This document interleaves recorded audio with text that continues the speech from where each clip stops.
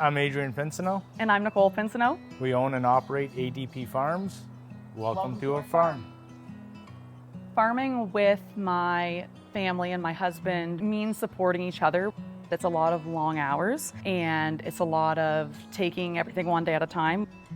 So yeah, it's a very, very family involved practice. My cousin helps me plant and harvest. My uncle drives truck for me in the fall. My dad runs a harvester. My mom's running around getting plants. My wife's doing the bookwork. What you see in the field is not the whole picture. There's a lot of behind the scenes and there are a lot of moving parts and there are a lot of different people that are involved in making it happen.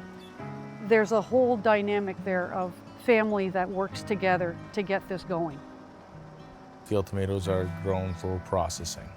We're putting tomatoes into cans so we could use them over their 2-year shelf life as sauce or diced tomatoes or whatever your family requires that evening. You could use tomatoes for just about anything.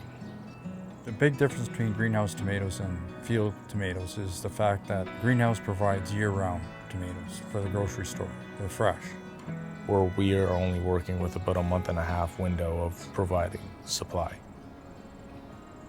We start off the season the year before. We do our primary tillage that sits like that over winter. In the spring, we will get fertilizer recommendations and an agronomist walk through our fields, tell us exactly what we should be applying to give the crop the proper nutrients it requires. So we usually start planting around the 5th to the 10th of May. It's a mechanical tomato planter. We add water in trench with the tomato plants to get them to grow. We have to plant every plug by hand and put it through the machine. A lot of these tools we've modified ourselves or made them fit and work for us. Absolutely everything we pretty much run is all customized, homemade, or made just for tomatoes. We use GPS, and wherever the tomatoes are grown, there's never a tire that hits that area. When we cultivate, when we plant, it's all planned out ahead so that it's the best out there. Most of the things in this crop you can't control. We could only simply react. You're always thinking ahead of what your next move is and what you got to get going on the next day.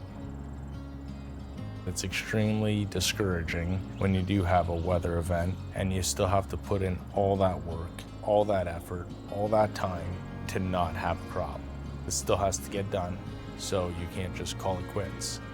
It's a very sensitive, very labor-intensive crop that requires a lot of attention and demand, and it's kind of what I like about it.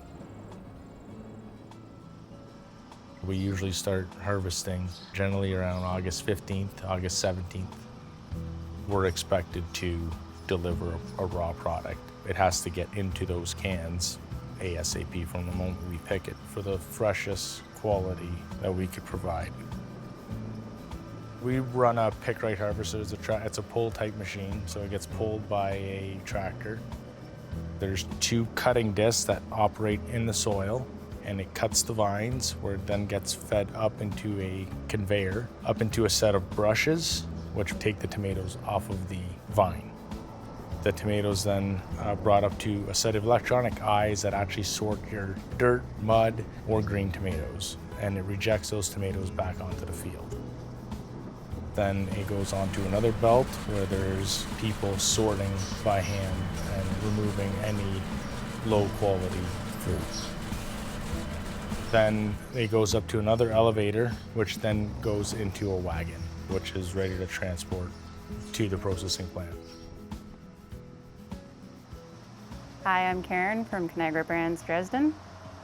When the tomatoes arrive at the facility, they are pulled up to our set of flumes. The A flume tomatoes go into the plant and will head through our process to become canned tomatoes. The tomatoes on the other side will go through to our evaporative process and become bulk paste product. As the tomatoes enter the facility, they go through a variety of sorting steps that remove foreign material like stones and sticks.